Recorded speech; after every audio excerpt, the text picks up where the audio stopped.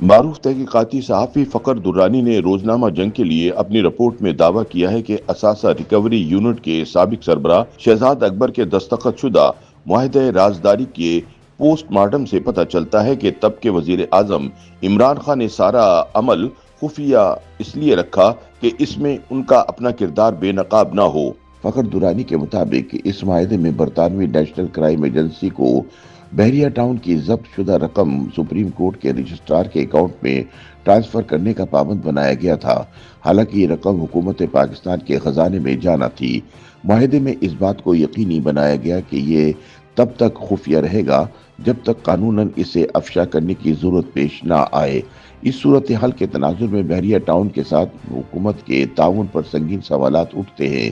فخر درانی کے مطابق جب اس کیس کا تصفیہ ہو رہا تھا تب بحریہ ٹاؤن اور برطانوی ایجنسی کے درمیان معاہدہ رازداری بھی ہوا تھا، جس میں تصفیے کی شرائط کا خاکہ، ضبط شدہ رقم کی وطن واپسی اور غیر منقولہ جائیداد کی فروخت کے متعلق باتیں شامل تھی۔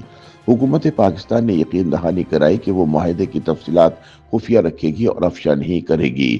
یاد رہے کہ شہزاد اکبر کا دعویٰ ہے کہ اس معاملے میں انہوں نے اور عمران حکومت نے کوئی کردار ادا نہیں کیا، لیکن رازداری کے معاہدے کو دیکھے تو معلوم ہوگا کہ عمران حکومت مکمل طور پر اس میں ملوث تھی، حالانکہ وہ معاہدے میں کوئی کردار ہونے کی تردید کرتی رہی ہے۔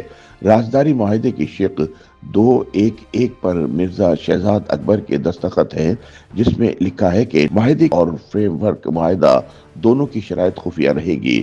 شق 2.4 میں لکھا ہے کہ حکومت پاکستان فریقین کی رضامندی کے بغیر فریم ورک معاہدے کی کوئی تفصیلات ظاہر نہیں کرے گی۔ اس سے ظاہر ہوتا ہے کہ ARU نہ صرف معاہدے کا حصہ تھی بلکہ اسے فریم ورک کی تفصیلات بھی معلوم تھی۔ حالانکہ شہزاد اکبر نے ہمیشہ یہ دعویٰ کیا ہے کہ معاہدہ صرف پراپرٹی ٹائکون اور NCA کے درمیان ہوا ہے اور حکومت نے کوئی مدد نہیں کی۔ معاہدے کی شق 2.4 میں لکھا ہے کہ حکومت پاکستان کسی بھی شخص کو اس فریم ورک معاہدے کے بارے میں دیگر فریقین کی پیشگی تحریر اجازت کے بغیر کوئی معلومات فراہم نہیں کرے گی۔ شق نمبر 2.6 میں لکھا ہے کہ اگر کوئی فریق چاہے تو وہ فریم ورک یا معاہدے کے حوالے سے کسی طرح کی تصحیح کرنا چاہے یا درست معلومات فراہم کرنا چاہے تو حکومت پاکستان اسے ایسا کرنے کی اجازت دے گی۔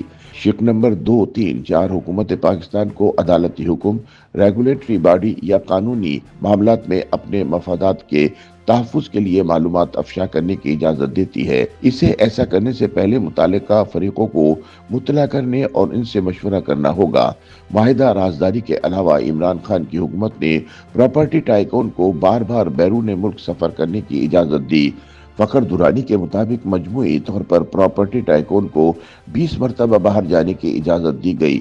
30 مارچ 2022 کو عدم اعتماد کے ووٹ کے ذریعے خان کی حکومت کا تختہ الٹنے سے چند دن پہلے ٹائکون کو بیرون ملک سفر کے لیے 8 ہفتوں کی اجازت دی گئی۔ عمران حکومت کی ٹائکون کے لیے مدد کی عکاسی شہزاد اکبر کے ٹائکون کے ہمراہ برطانیہ کے دوروں سے بھی ظاہر ہوتی ہے۔ شہزاد اکبر نے اگست 2018 سے دسمبر 2019 کے درمیان 10 مرتبہ برطانیہ کا دورہ کیا۔ یہ وہ وقت تھا جب NCA ٹائکون کے اثاثہ جات اور مالی معاملات کی تحقیقات کر رہا تھا۔ کئی مواقع پر شہزاد اکبر ٹائکون کے ساتھ ساتھ برطانیہ میں تھے۔ یہ صورتحال حکومت کے ملوث ہونے کی عکاسی کرتی ہے۔ YouTube پر گوگلی نیوز دیکھنے کے لیے youtube.com کی سرچ بار میں گوگلی نیوز TV ٹائپ کریں۔ گوگلی نیوز کے پیج پر سرخ رنگ کے سبسکرپشن والے بٹن پر کلک کرنا نہ بھولیے۔ YouTube پیج پر اپلوڈ ہونے والی ویڈیوز سے باخبر رہنے کے لیے بیل آئیکن پر کلک کیجیے۔ آپ کو ہر نئی ویڈیو کے بارے میں نوٹیفیکیشن موصول ہو جائے گا۔